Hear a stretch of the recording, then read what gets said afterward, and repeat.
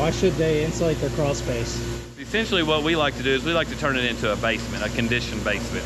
So we like to spray closed cell foam, put down a nice real thick 10, 12 mil plastic, foam it to all interior supports, and on the exterior wall you drape the plastic up the wall a little bit, spray foam it to the wall all the way up to the subfloor. So now what we've done is we've turned that crawl space into a basement for really short people. So it's conditioned, it's climate controlled, we're never gonna have, our ductwork's never gonna condensate and sweat underneath there now because it's inside the space.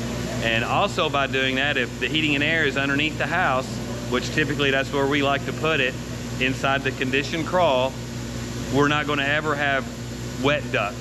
So it's not ever gonna condensate, and that's where you're gonna get your mold and the crawl space becomes nasty.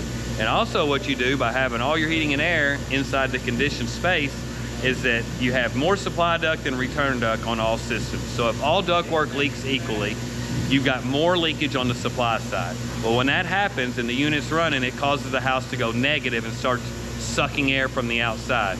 Well, now, if all the ductwork is inside the conditioned space, when the unit kicks on and there is a little more leakage on the supply side, the house is never going to go negative because everything is now leaking inside the space versus outside the space. So if you're doing heating and air, that's why we do both. We do both heating and air and insulation because of these type of issues. You don't have to worry about any of that stuff.